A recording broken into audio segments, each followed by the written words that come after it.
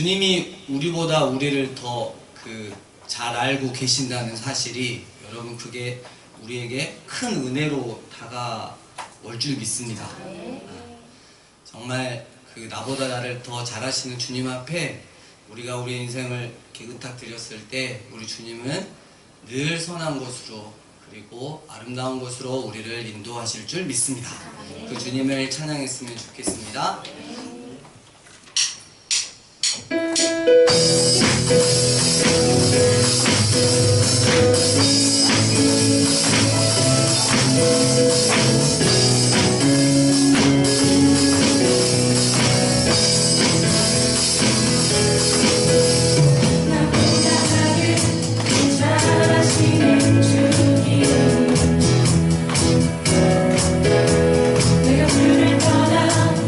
어디로 가겠나이까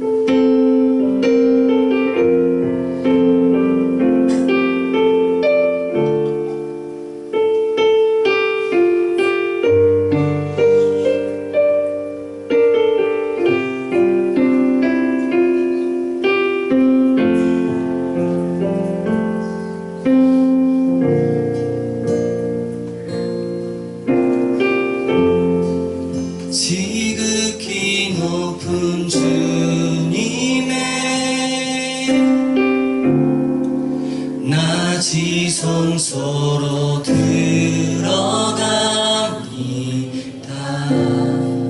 세상의 신을 벗고서 주 보좌 앞에 엎드리리. 내 주를 향한 사랑과 그 신뢰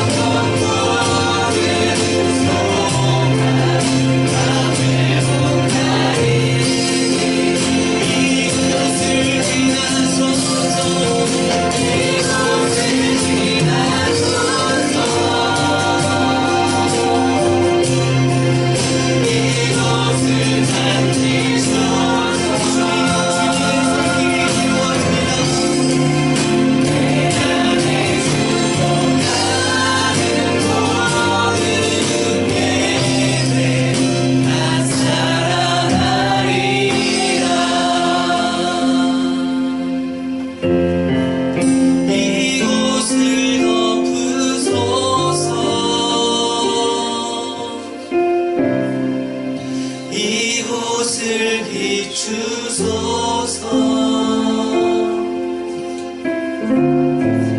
내 안에 무너졌던 모든 소망 다 회복하리니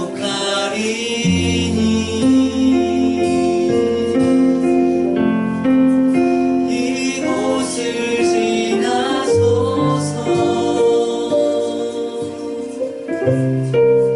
이곳을 만지소서.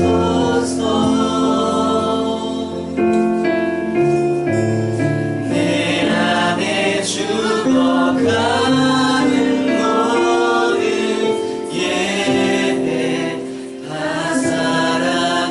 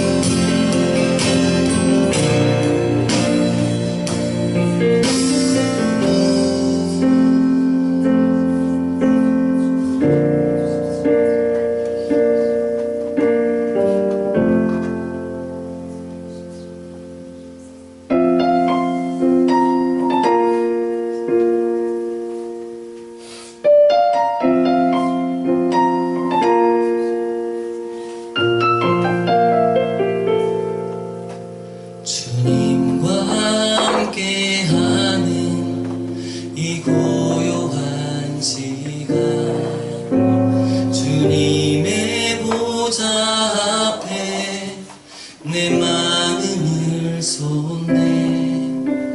모든 것 아시는 주님께 감출 것 없네. 내 마음과 정성 다해 주 바라나이다. 주님과 함께하는 이 고요한 시간,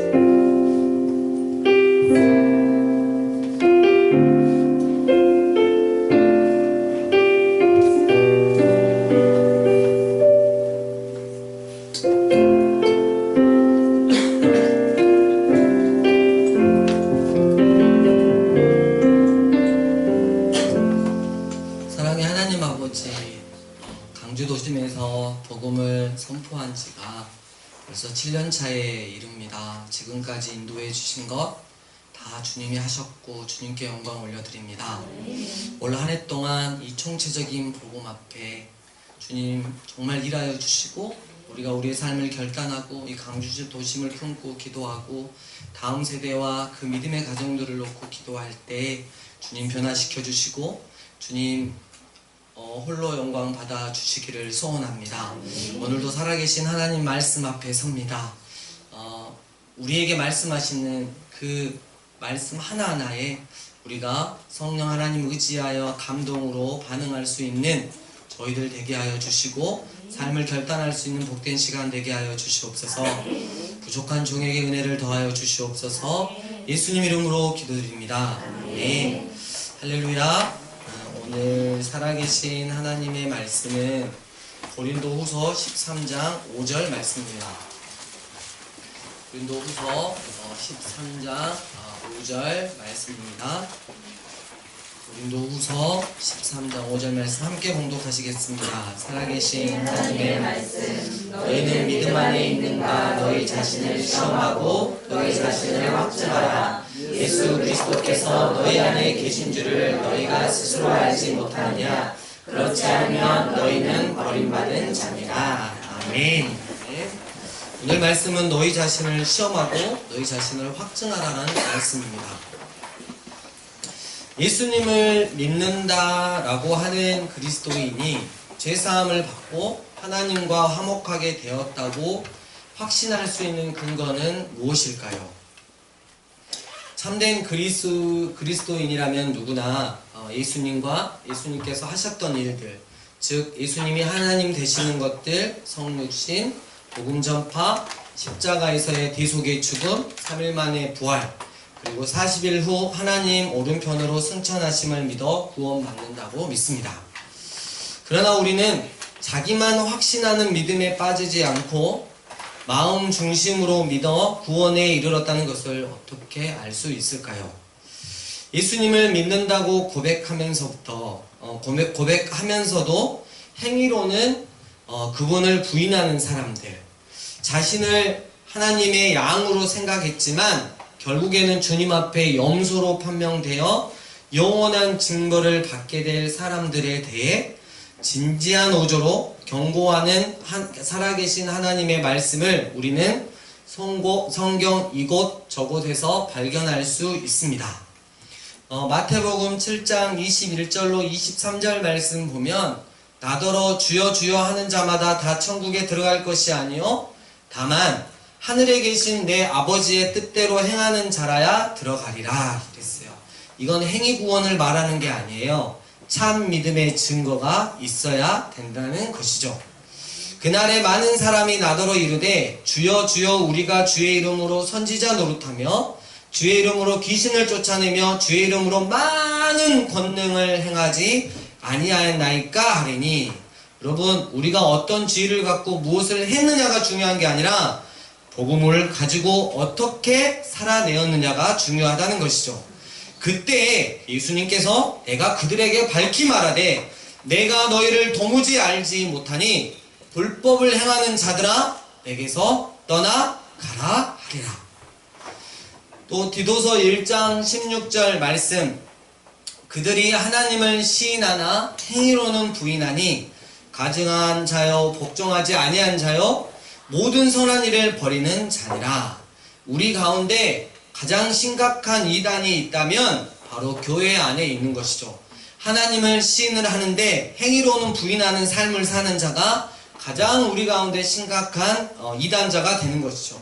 우상에게 절하는 것보다 언제든 자기 감정과 생각에 충실하여 고집부리며 말씀에 순종하지 않는 자가 하나님 보시기에는 더 가증스럽다는 것입니다. 왜냐하면 늘 하나님의 말씀을 듣고 있는데도 변하지 않기 때문이죠.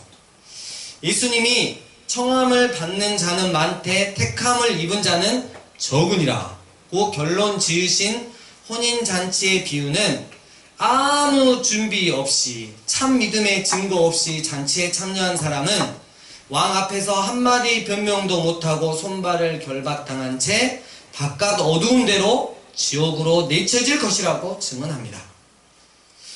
여러분, 믿음으로 말미암아 은혜로 구원받지만 우리가 그런 구원 신앙을 소유했는지 어떻게 알 수 있을까요? 구원은 믿는 자에게 주어지지만 참 믿음을 소유했는지 우리는 무엇으로 확인할 수 있을까요? 고린도 교회, 지금으로 말하면 세속적인 메가처치, 한국 교회들 아주 큰 대형 교회하고 비슷합니다. 이 고린도 교회는 하나님 앞에 큰 축복을 받았습니다. 사도 바울이 인정한 대로 그들은 그리스도 안에서 모든 언변과 지식에 풍부했고 모든 은사에 아무런 부족함이 없었습니다. 그러나 그들에게는 몇 가지 심각한 문제가 있었다는, 그들 가운데는 다툼, 분쟁, 시기, 우월의식, 교만, 그리고 부도덕, 교인들끼리의 법정 소송. 여러분 큰 교회 보세요. 늘 법정 싸움 하고 있어요. 세속적인 삶, 자유의 남용, 무질서한 예배, 부활 교리에 대한 불신이 존재했습니다. 이런 사실을 고려하면 바울이 다음과 같은 말씀처럼 엄히 책망할 이유가 충분했다는 것을 알 수 있습니다. 고린도전서 3장 1절로 3절, 형제들아 내가 신령한 자들을 대함과 같이 너희에게 말할 수 없어서 육신에 속한 자 곧 그리스도 안에서 어린아이들을 대함과 같이 하노라. 내가 너희를 젖으로 먹이고 밥으로 아니하였노니 이는 너희가 감당하지 못하였음이거니와 지금도 못하리라.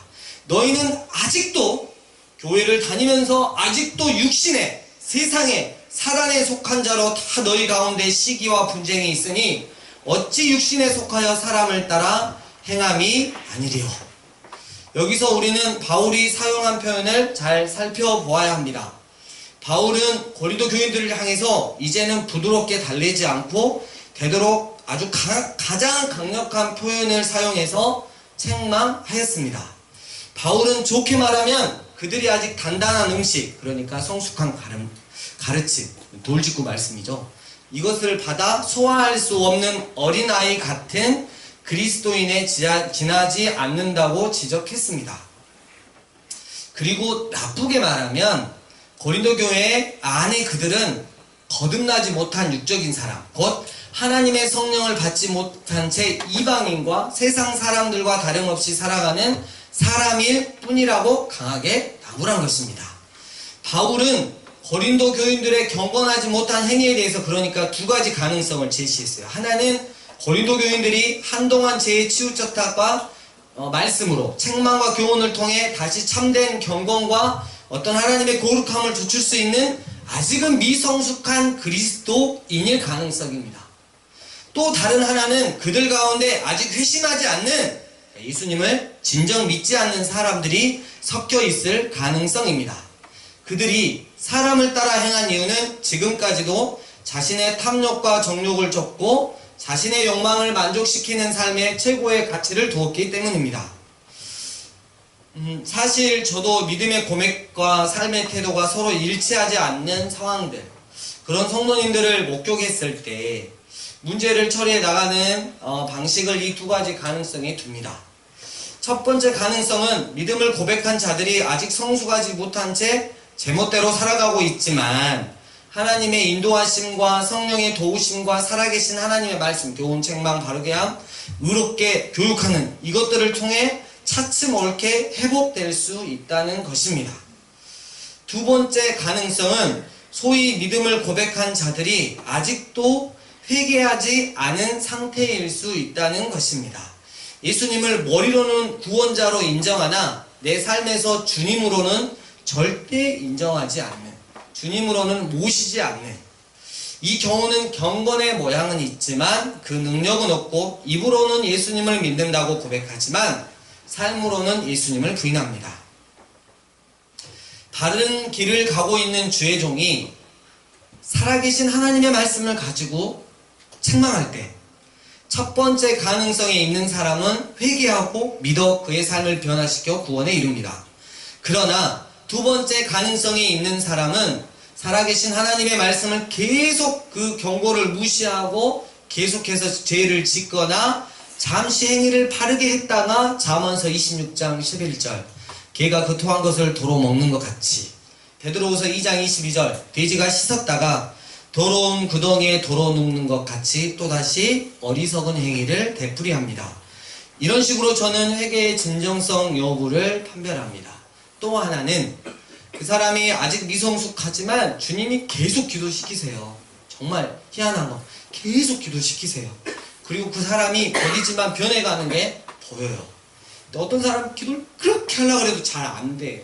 정말 그렇게도 또 이렇게 구분이 또 돼가는 경우도 있더라고요. 물론 참된 그리스도인이라고 해서 이 세상에서 온전히 거룩해지는 것은 아닙니다. 육신은 천국에서 영화롭게 되기까지 완전히 끊어낼 수 없습니다.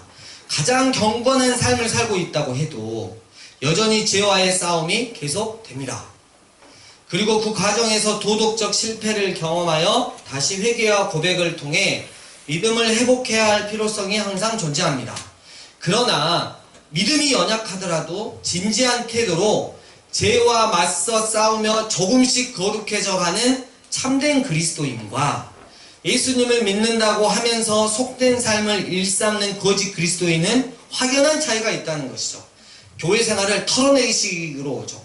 주중에 할 짓 다 하고 못된 짓 다 하고 교회 와서 한번 예배 드리면서 회개하면 다 털어지는 거예요. 그리고 또 세상 가서 또 그렇게 살고 너희는 믿음 안에 있는가? 너희 자신을 시험하고 너희 자신을 확증하라. 예수 그리스도가 너희 안에 계시지 않으면 그렇지 않으면 너희는 스스로 버림을 받는 자다. 이렇게 말씀하고 있습니다. 사도 바울이 방탕한 고린도 교인들에게 이렇게 권위 있게 가르친 이유는 바로 참된 회개와 거짓 회개가 앞에서 제가 말씀드린 대로 확연한 차이를 드러냈기 때문입니다. 이 세상에서 믿음을 고백하는 그리스도인들 가운데 여전히 속되고 육적이며 아무 열매도 없는 삶을 살아가는 사람들이 죄송하지만 셀 수 없이 많다는 것. 그들은 자신의 믿음이 거짓일지 모른다고 조금도 생각하지 않고 구원을 당연시 여기며 안일하게 살아가고 있습니다. 많은 사람이 예수님을 바라보지도 예수님을 적극적으로 믿지도 않으면서 단지 삶에 아무런 영향도 끼치지 못하는 과거의 결신 행위만 의지하고 있습니다. 입술 고백이죠.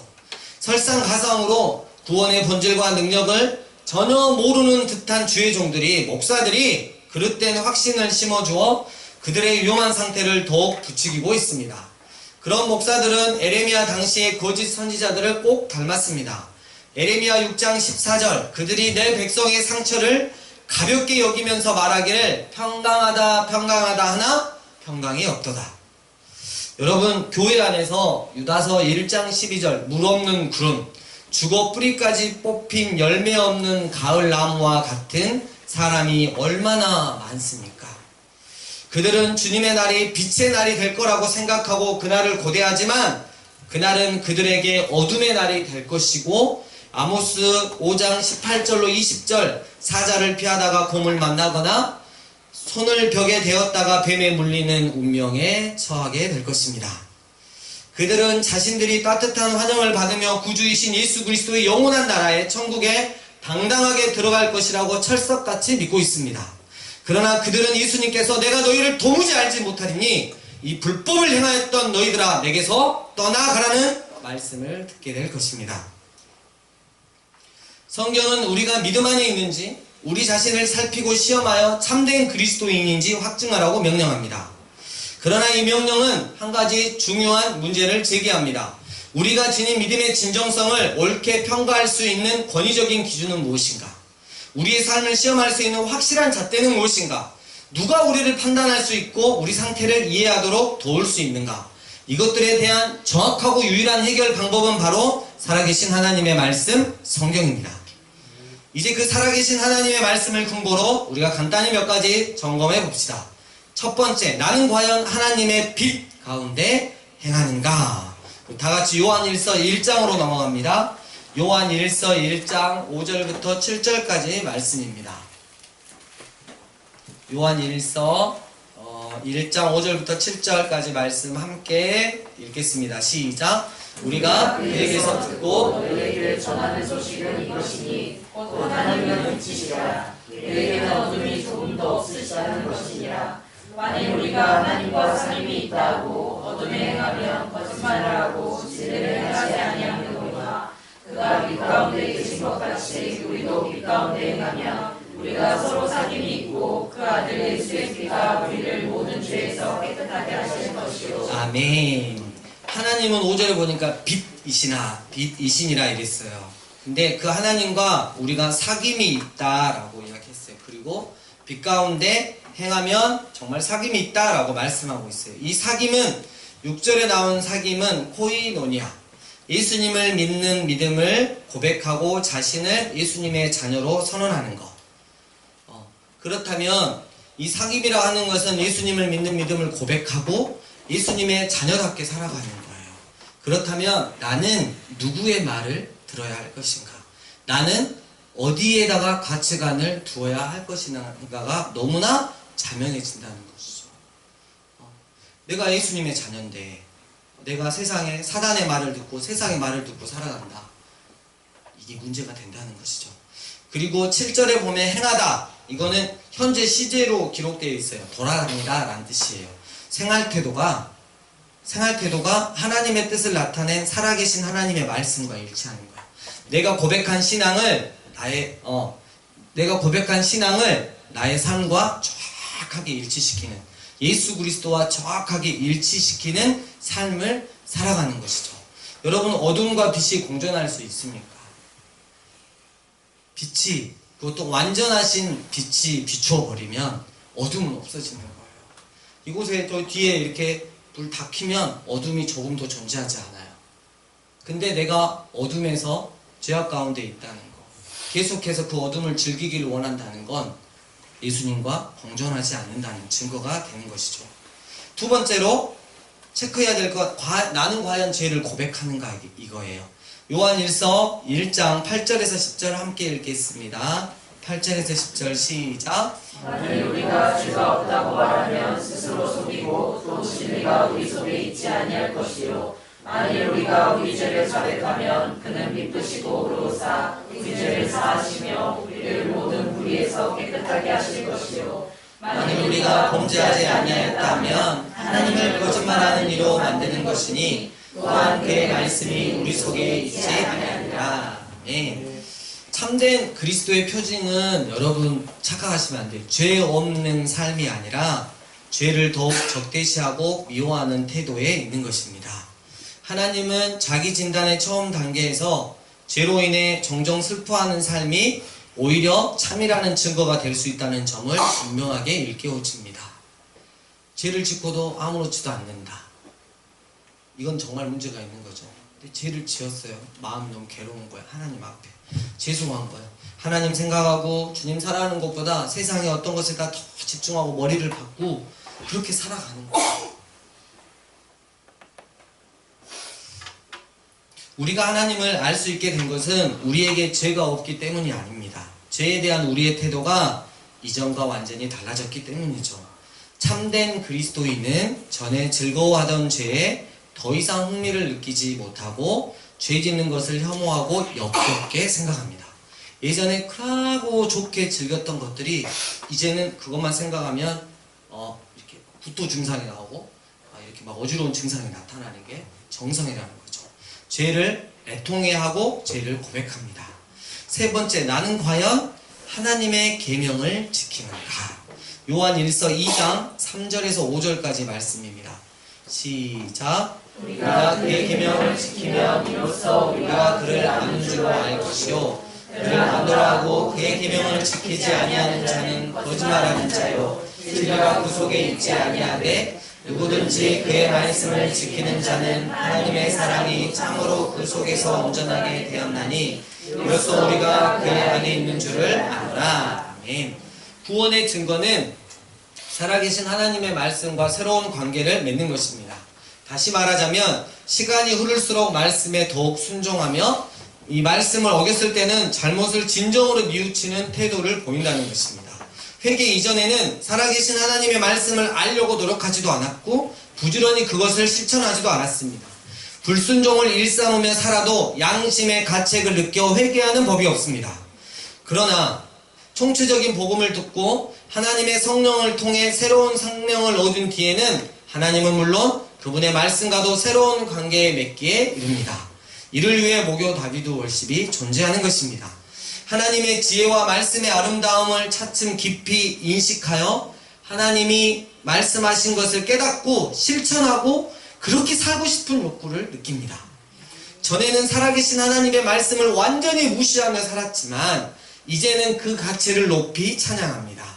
회개 이전에 그를 알았던 사람들은 그의 변화에 정말 크게 놀라서 어리둥절합니다. 네가 어쩌다가 이렇게 변해버렸냐. 네 번째로 세상을 멀리하는가.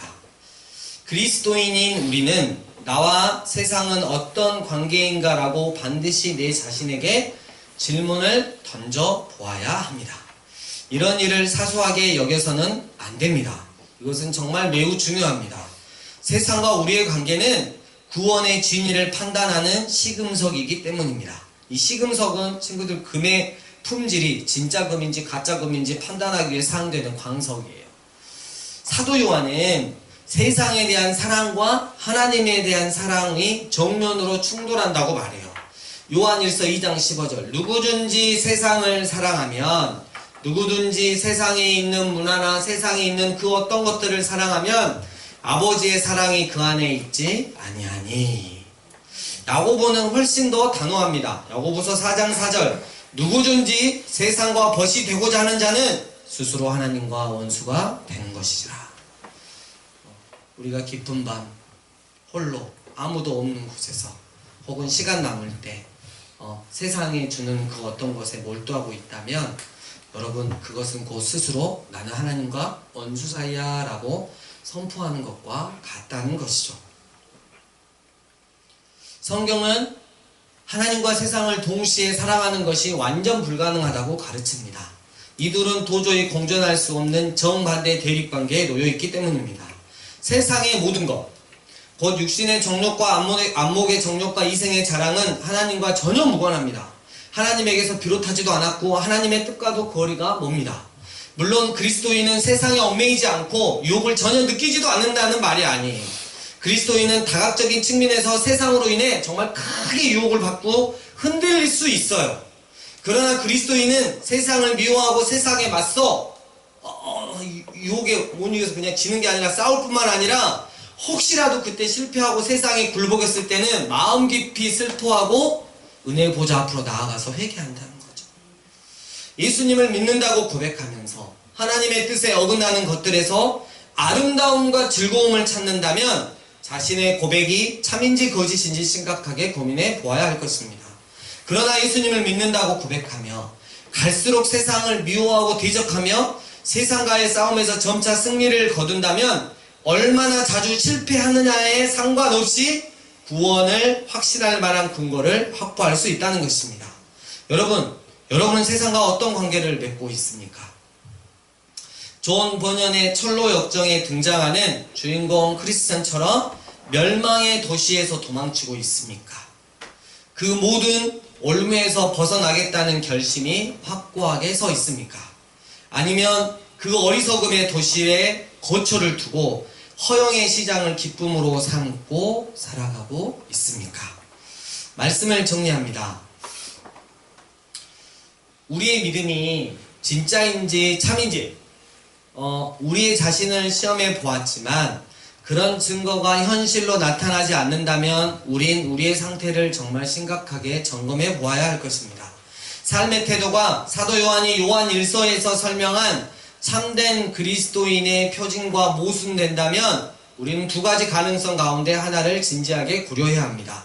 하나는 우리가 하나님의 참된 자녀 맞지만 그분의 뜻을 무시하며 살고 있는 탓에 회개가 필요한 상태라는 것이죠. 그런 경우는 정말 진정으로 회개하고 삶 속에서 하나님의 뜻을 하나하나씩 실천해 간다면 참된 믿음으로 영원한 생명을 소유했다고 확신할 만한 증거가 충분합니다.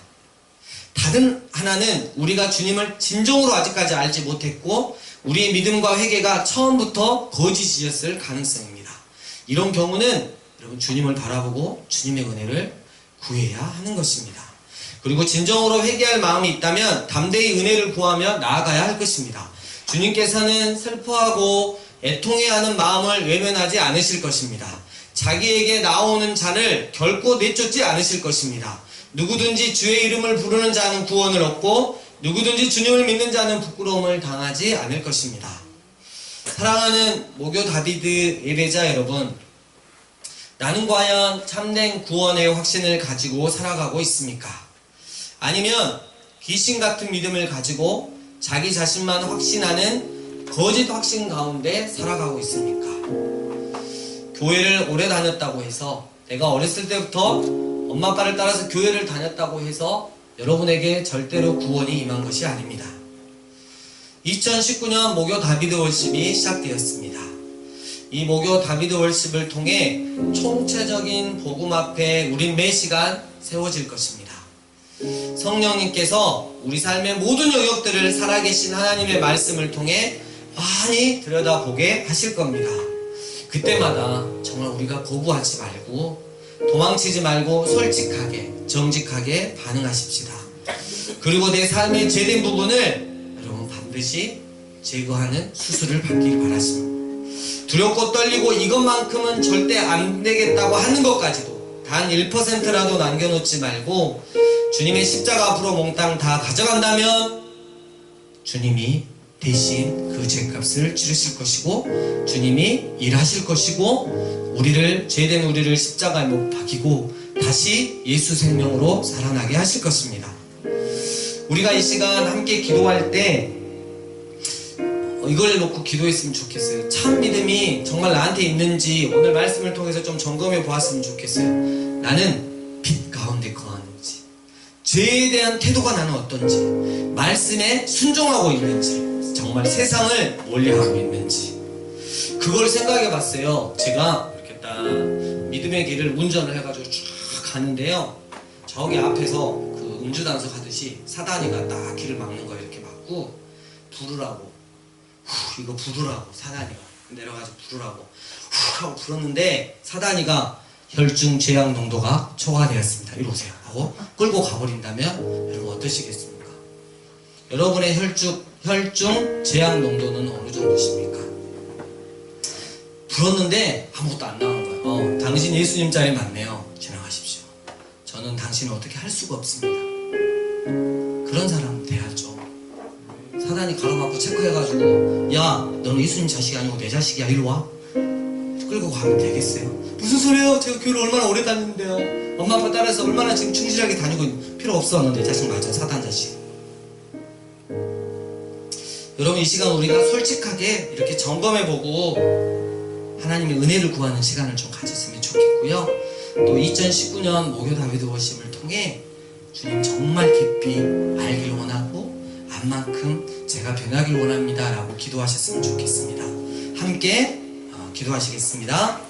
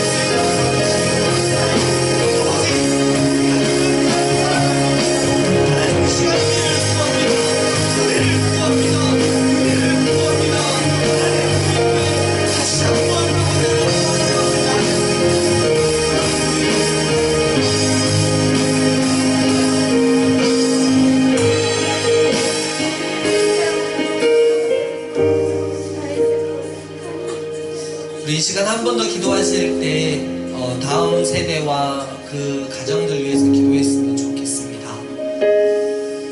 세상과 벗하면서 하나님을 사랑하고 하나님을 섬길 수는 없습니다. 우리 다음 세대 아이들, 특별히 너네 스쿨 학생들, 전심으로 하나님을 사랑하고 죄를 멀리하고 하나님 말씀을 묵상하기를 사랑하고 또 그 말씀대로 순종하며 살아가는 우리 다음 세대가 되게 해주시고, 우리 부모님들 더욱더 복음으로 말씀으로 무장되어서 믿음의 본을 보일 수 있는, 그래서 온전한 믿음의 가정들 되게 해달라고 기도하시고, 하나님이 강주도심 우리가 또 2019년에 복음을 선포할 때 그리고 기도할 때 하나님이 강주도심 충만히 일하여 주시옵소서라고 함께 기도하며 나가겠습니다. 기도하시겠습니다.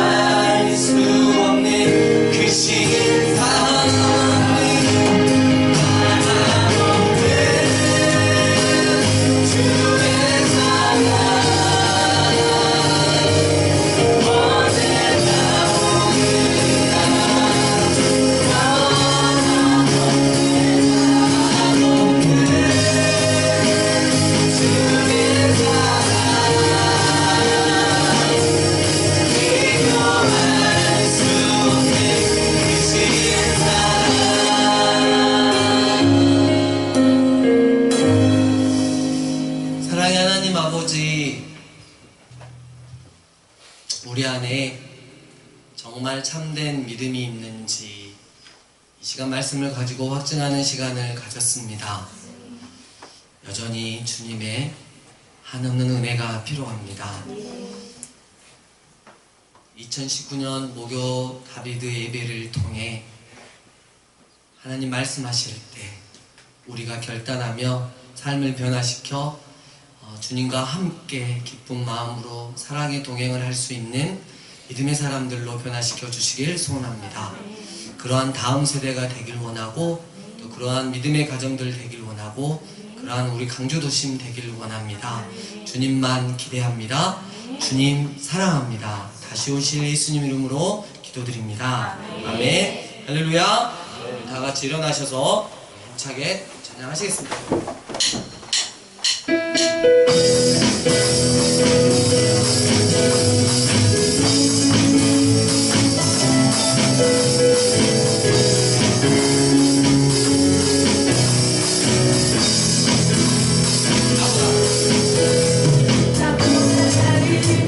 잘하시는 주님,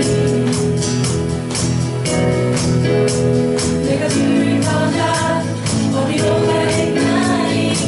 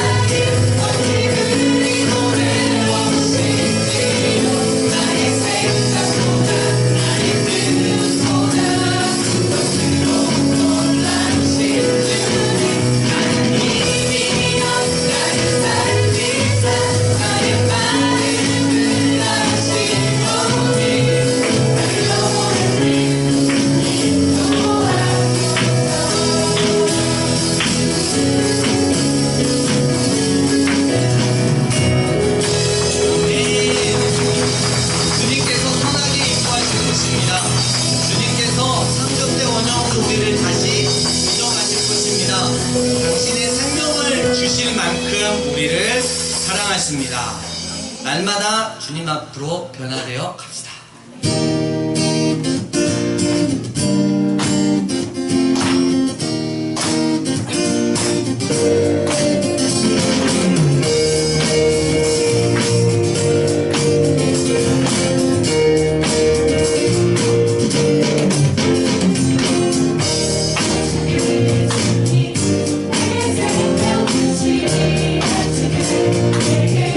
얼마나 소중한지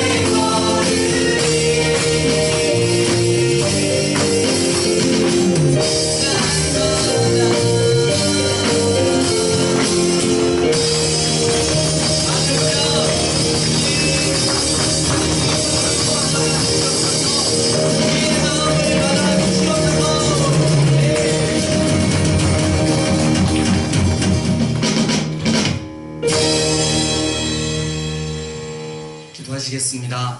이제는 우리 주 예수 그리스도의 은혜와 하나님 아버지의 크신 사랑과 성령님의 교통하심이 오직 하나님을 의지하며 하나님의 은혜를 구하며 나아가는 이 예배자들 머리 위에, 이 다음 세대 위에, 그리고 그 믿음의 가정들 위에, 이 강주도심 위에 이제와 영원토록 함께 있을지어다.